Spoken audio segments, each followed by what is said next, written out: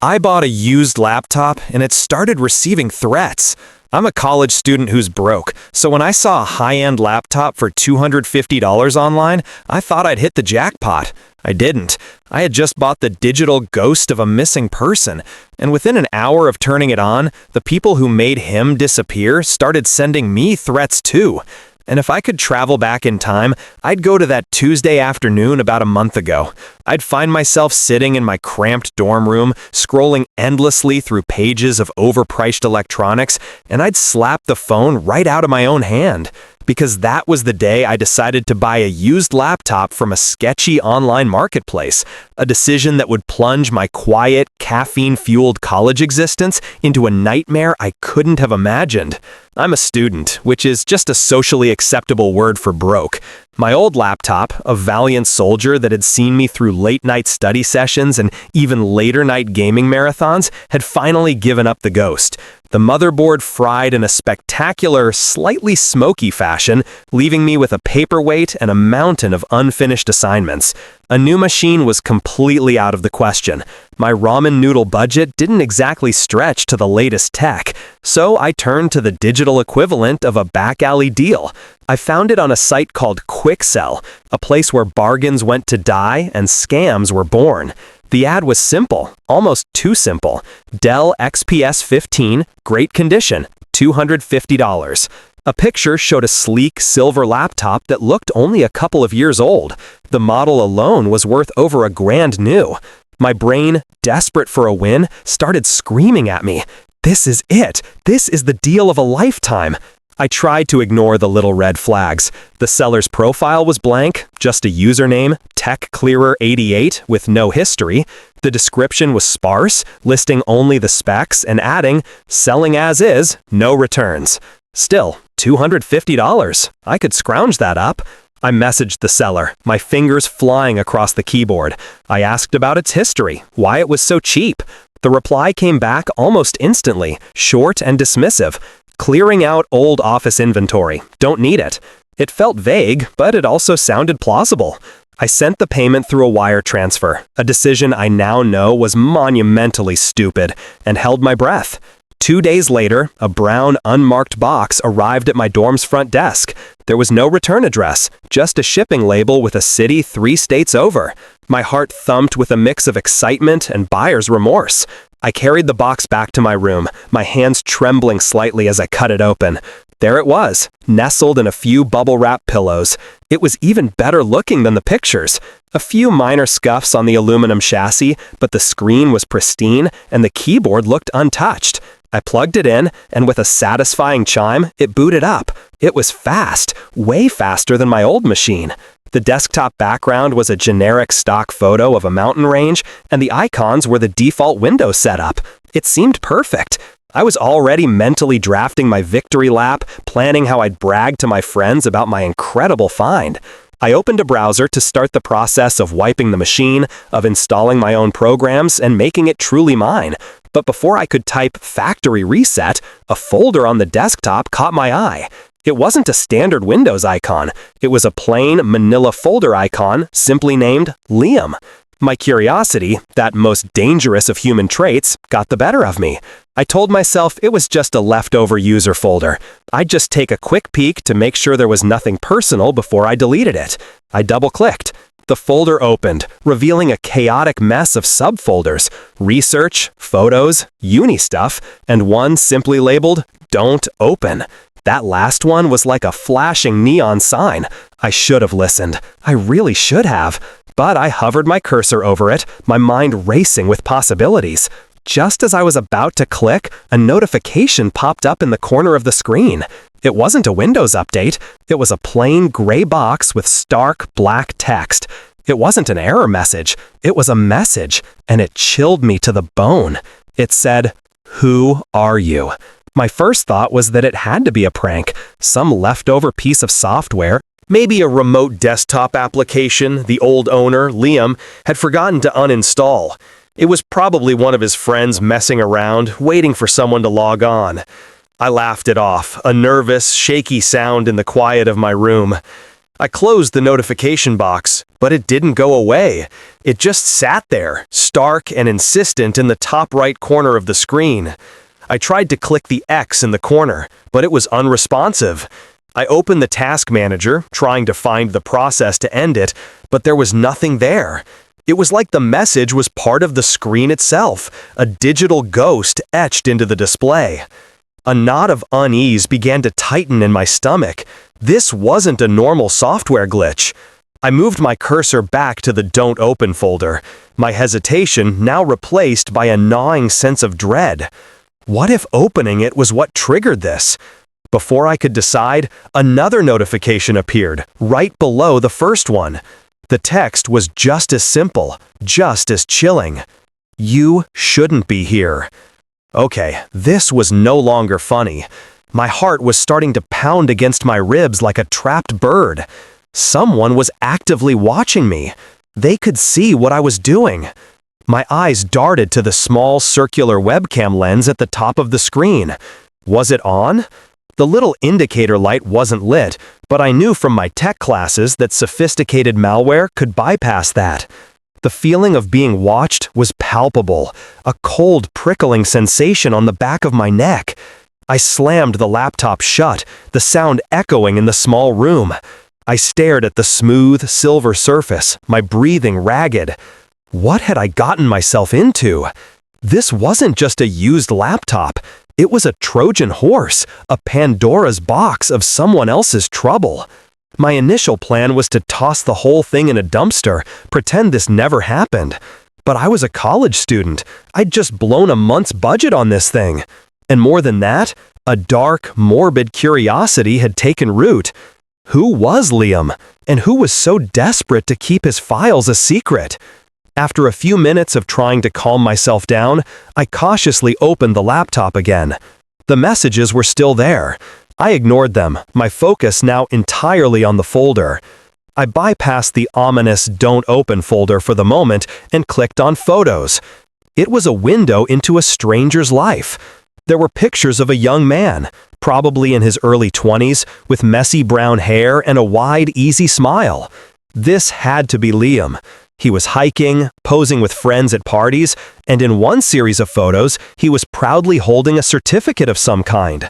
I scanned the backgrounds, the faces, looking for any clue. Then I opened the uni stuff folder. It was a goldmine. There were essays, research papers, and class schedules. The documents were all labeled with his name and student ID, Liam Carter. A quick search of the university's directory confirmed he was a senior, majoring in journalism. Or he had been. A follow-up search on his name led me to a series of articles from a local news site dated 6 months ago. The headline made my blood run cold. Local college student still missing after months. The article described Liam Carter as a promising journalism student who had vanished without a trace. Police had no leads, no suspects. He was just gone. The timeline lined up perfectly. He disappeared, and shortly after, his laptop was sold off for cheap by some anonymous Tech Clearer 88. The messages on my screen weren't a prank. They were a warning. I went back to the main folder, my hand trembling as I moved the cursor towards the one file I was explicitly told not to touch. As my finger hovered over the trackpad, a third message materialized on the screen, more aggressive than the others. Stop, now, or you'll regret it. The threat was direct, personal. It wasn't a vague warning anymore. It was a promise. Every instinct I had was screaming at me to close the laptop, to walk away, to report it to the campus police and let them handle it. But what would I say? My used laptop is sending me spooky messages because it belonged to a missing person? They'd pat me on the head, tell me to lay off the energy drinks, and send me on my way. Besides, I was already in too deep. The mystery of Liam Carter had its hooks in me. I felt a strange sense of connection to this guy I'd never met, a sense of obligation to figure out what happened to him. His disappearance wasn't just a cold case anymore. It was happening right here, on my desk. Ignoring the 3 glaring messages, I took a deep breath and double-clicked on the Don't Open folder. A password prompt immediately popped up. It was a simple, gray box asking for a single password. Of course it was protected. This was the heart of it all, the secret Liam had died to protect. My mind raced, trying to think like a journalism student. What would he use? A birthday? A pet's name? I went back to the other folders, scavenging for clues. In his photos, I saw a golden retriever in several shots. I tried Goldie, Retriever, Buddy. Nothing. I found a school paper with his mother's maiden name listed. I tried that. Incorrect. I was getting frustrated, and the persistent messages on the screen weren't helping. They felt like eyes boring into the back of my skull. I leaned back, running my hands through my hair, and my eyes fell on one of the photos of Liam on a hiking trip. He was standing in front of a trail sign, barely legible. I zoomed in. The sign read, Blackwood Peak Trail.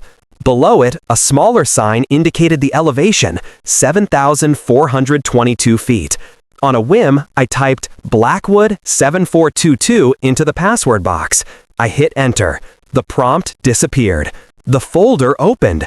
It was sparse, just a handful of files. One was a text document, another was a series of encrypted data files, and the last one was a video. I opened the text document first. It was Liam's personal log, a diary of his investigation. He wasn't just a student. He was working on a massive expose. The target was a powerful, locally based tech firm called Ethelred Dynamics. He alleged they were involved in corporate espionage, stealing research from smaller startups and using their university connections to cover their tracks. The log was a terrifying read. He wrote about being followed, about his apartment being broken into, but nothing being stolen. They were sending him a message. He named names, but one name came up repeatedly, a person who was his main source inside the company, and his primary suspect, a tenured professor at our very own university, Professor Alastair Davies. Liam believed Davies was using his position and the university's resources to funnel information to Ethelred. The log ended abruptly, mid-sentence. Davies knows I'm close. He left a note on my car. It's over. I have to get this to someone. The key is... And then, nothing. He was gone. I stared at the screen, the pieces clicking into place with horrifying clarity. This laptop wasn't just a machine. It was a lifeline, a dead man's switch. I was so engrossed in the document, so lost in Liam's world, that I didn't notice the change in the room at first. It was a subtle shift in the light. Then I saw it. The tiny green light next to the webcam, the one I had been so intently watching, was on. It was glowing with a steady, malevolent light. A new message appeared on the screen, filling the entire window this time. The font was larger, angrier. "We see you, Alex. Stop digging, or you'll end up like Liam." The world tilted on its axis. My name. They used my real name. The abstract fear that had been coiling in my gut since the first message solidified into a cold, hard stone of pure terror. They weren't just some random hacker. They knew who I was, where I was. My dorm room, once a sanctuary, now felt like a glass cage. I slammed the laptop shut again, but this time I knew it was a futile gesture. The damage was done. They had seen my face. They had my name. How? I frantically tried to retrace my steps. The university Wi-Fi. I had logged in with my student credentials. Of course, it was the only way. They had tracked me through the network. I was no longer an anonymous buyer. I was a target. My first instinct was to run, to pack a bag, leave the laptop, and just drive until I ran out of gas. But where would I go? They were a powerful corporation, a shadowy entity with resources I couldn't even fathom. Running would only make me look more guilty, more involved. I paced my small room, my mind a whirlwind of panic and indecision. Going to the police felt like a death sentence. Liam had probably tried that, or thought about it, and look what happened to him. No, this was bigger than a simple missing persons case. This was a conspiracy. I had to handle this myself, but I needed a plan. I needed to be smart. The log mentioned Professor Davies. He was the link, the tangible person in this whole mess. I could go to the police with an accusation against a respected professor with no proof, or I could try to find proof myself. The latter was insane, but it felt like the only option. I had to see him, to understand what kind of man I was up against. I found the university's online staff directory. There he was, Professor Alastair Davies, Department of Computer Science. His office hours were listed, Tuesdays and Thursdays, 2 p.m. to 4 p.m. Today was Thursday. It was 1:30 p.m. I left the laptop on my desk, open to the password-protected folder. It was a risk, but I had a feeling they were watching me, not the machine itself. If I took it with me, it would be a clear sign I was on the move. I threw on a hoodie, pulling the hood up to obscure my face as much as possible, and slipped out of my dorm. The campus, usually a place of bustling energy and carefree movement, now seemed menacing. Every person who brushed past me felt like a potential threat. Every lingering glance felt like surveillance. I made my way to the computer science building, a modern glass and steel structure that felt cold and impersonal. I found Davies' office on the 3rd floor, the door with a small brass nameplate. I didn't go in.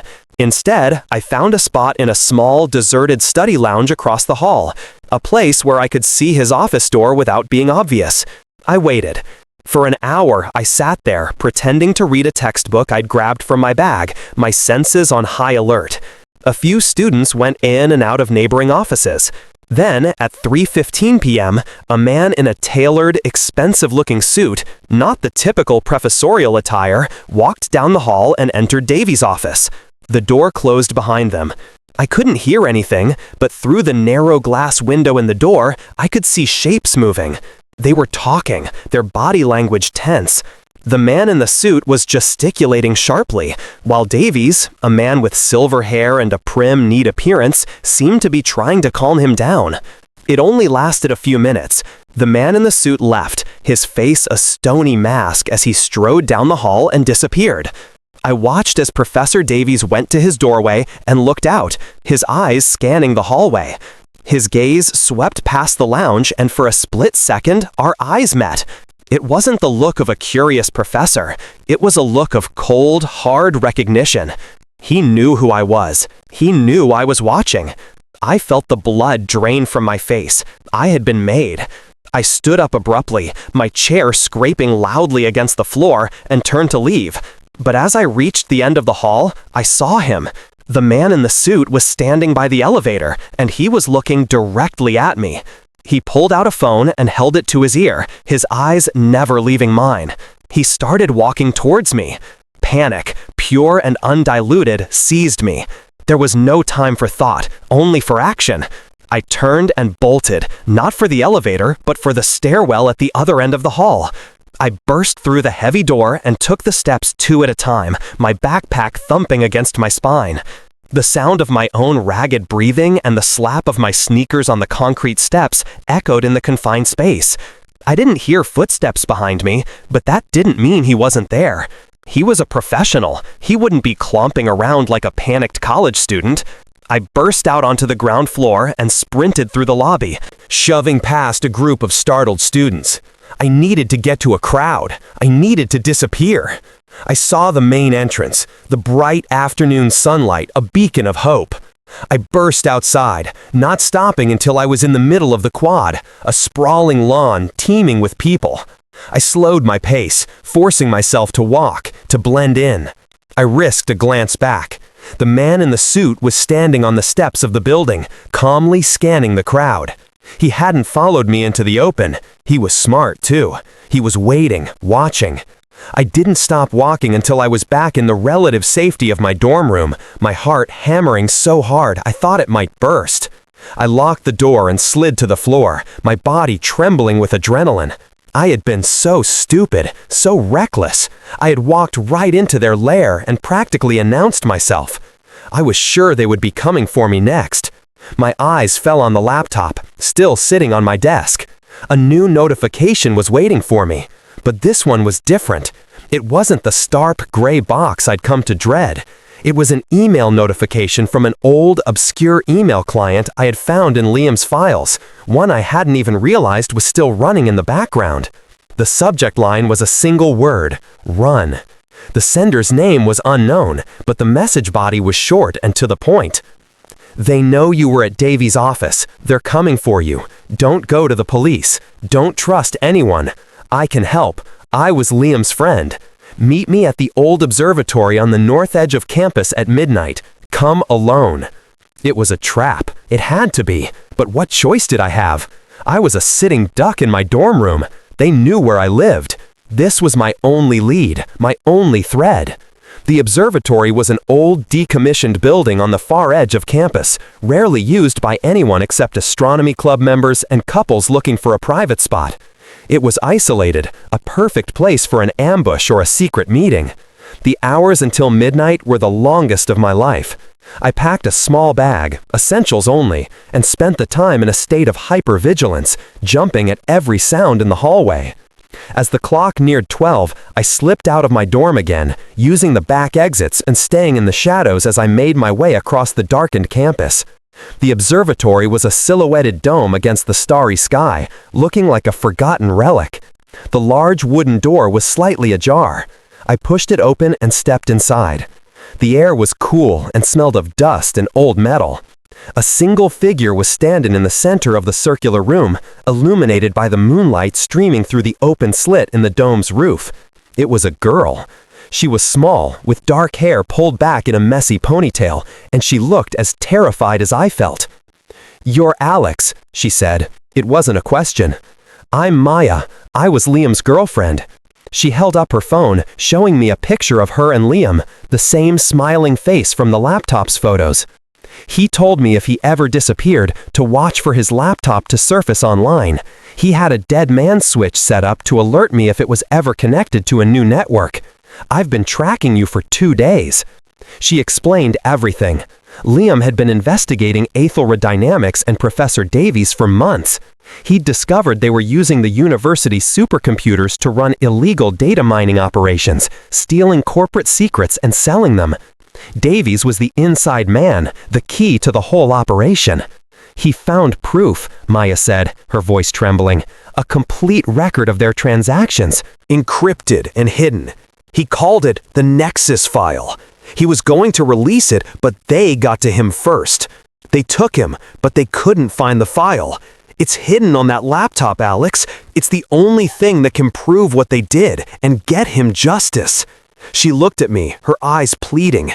He was going to wipe it all away, but he was scared. He told me the key to unlocking the Nexus file wasn't a password. It was a secret, a program he wrote, but he never told me what it was. As she spoke, a car's headlights swept across the observatory's windows, cutting through the darkness. Maya's eyes went wide with terror. "They're here," she whispered. "They followed you." The headlights died, plunging the observatory back into moonlight and shadow. But the damage was done. We were exposed. There was no time to think, only to react. "This way," Maya hissed, grabbing my arm and pulling me towards a narrow spiral staircase in the corner of the room that led up to the observation deck. We scrambled up the metal steps, our footsteps clanging loudly in the silence. Below, we heard the heavy wooden door creak open, followed by the sound of footsteps on the concrete floor. They weren't trying to be quiet anymore. They knew we were there. We burst out onto the open-air catwalk that circled the massive dome of the telescope. The wind whipped at our clothes, and the sheer drop to the ground below was dizzying. There was nowhere else to go. "Give us the laptop, kid," a voice called from below. It was the man in the suit. He was standing in the center of the room, looking up at us, his face impassive. He wasn't alone. Professor Davis was with him, looking pale and nervous. "This doesn't have to get messy," the man continued. "You're in way over your head. Just give us what we want and we can forget this ever happened." "He's lying," Maya shouted down to me, her voice lost in the wind. "They'll kill us, just like they did Liam." I looked at the laptop bag slung over my shoulder. It was the key to everything, the reason all this was happening. I couldn't let them have it. But we were trapped. There was no escape. My mind raced, desperately searching for an out, for some kind of advantage. Then I remembered Liam's log, the last entry. The key is... He didn't finish. But what if the key wasn't a word? What if it was a program, like Maya said? A sequence? I fumbled with the zipper on my bag, pulling out the laptop. The man below tensed, his hand moving inside his jacket. "Don't do anything stupid," he warned. I ignored him, my fingers flying across the keyboard.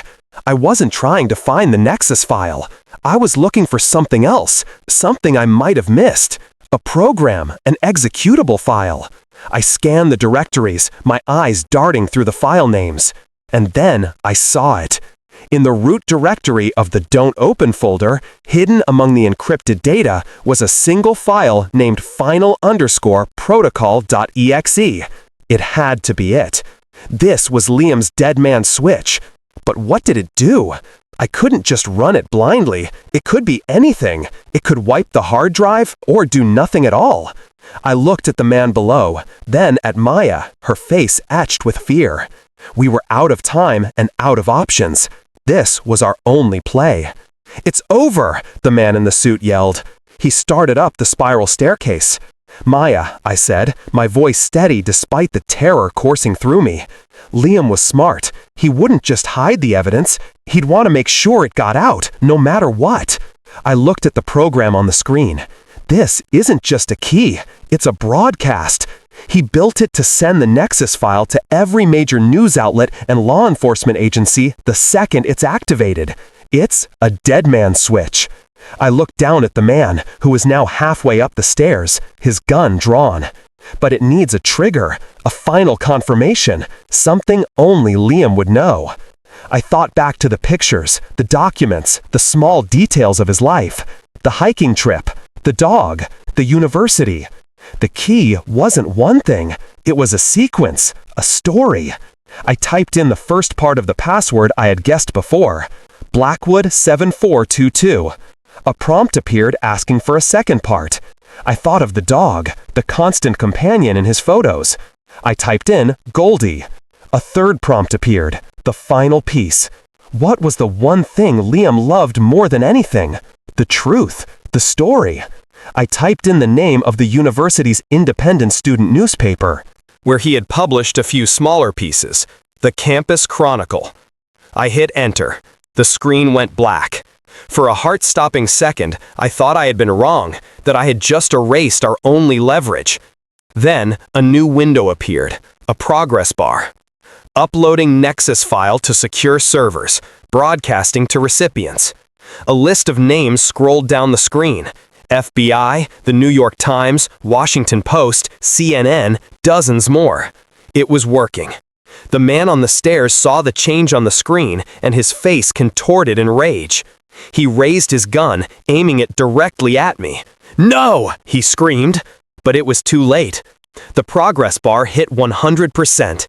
A single message appeared on the screen in bold white letters. Truth has been released.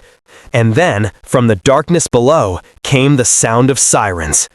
The world seemed to slow down, each moment stretching into an eternity. The man on the stairs, his face a mask of fury and defeat, hesitated for a fraction of a second. The wail of the sirens grew louder, a chorus of approaching justice. In that moment of hesitation, Maya acted. She kicked at a loose metal grating on the catwalk, sending it clattering down onto the stairs. The man, caught off guard, stumbled, his shot going wide and ricocheting off the metal dome with a deafening shriek. That was all the time the campus police needed. They swarmed into the observatory, their flashlights cutting beams through the darkness, their shouts filling the space. "Drop your weapon! Hands in the air!" The man in the suit, realizing he was trapped, slowly lowered his gun. Professor Davies, who had been frozen in place, sank to his knees, his face in his hands. It was over. The next few hours were a blur of flashing lights, questions, and statements. We were taken to the police station, separated, and interviewed by detectives who were far more serious and attentive than I had imagined they would be. The story I told them, corroborated by Maya and the now public data from the Nexus file, was unbelievable, but the evidence was irrefutable. The Ethelred Dynamics scandal exploded across the news. It was a corporate and academic conspiracy of immense proportions, a story that would dominate the headlines for weeks. Professor Davies and his associates were arrested, facing a litany of charges that would likely put them away for the rest of their lives. The investigation into Liam's disappearance was reopened with renewed vigor, now a federal case. We had done it. We had gotten him justice. In the days that followed, the campus felt different. The shadow that had loomed over it was gone, replaced by a buzzing, morbid curiosity. Maya and I were thrust into the spotlight, the reluctant heroes of a story we never asked to be a part of. We found solace in each other, bound by the terrifying experience we had shared. We visited Liam's parents, a painful but necessary meeting. We gave them the laptop, now a sterile, wiped-clean machine, and told them everything. It didn't bring their son back, but it gave them answers, and with that, a small measure of peace. A week after the incident, sitting in a coffee shop, trying to reclaim a sense of normalcy, Maya received a message. It was from an anonymous source, a traceable number that would be deleted in minutes. The message was short. "He's alive. They kept him hidden. He's safe now. He said to say thank you." We never heard from the source again, and we never found out who sent it. But we didn't need to. It was enough to know that Liam, the ghost in the machine, was out there somewhere, finally free. Back in my dorm room, the silence felt different now.